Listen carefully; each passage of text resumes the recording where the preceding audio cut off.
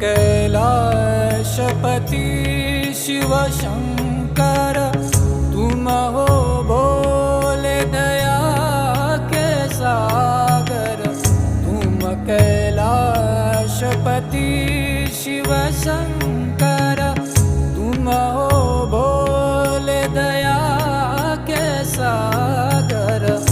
दूर करो सब दुख हमारे, दूर करो सब दुख हमारे।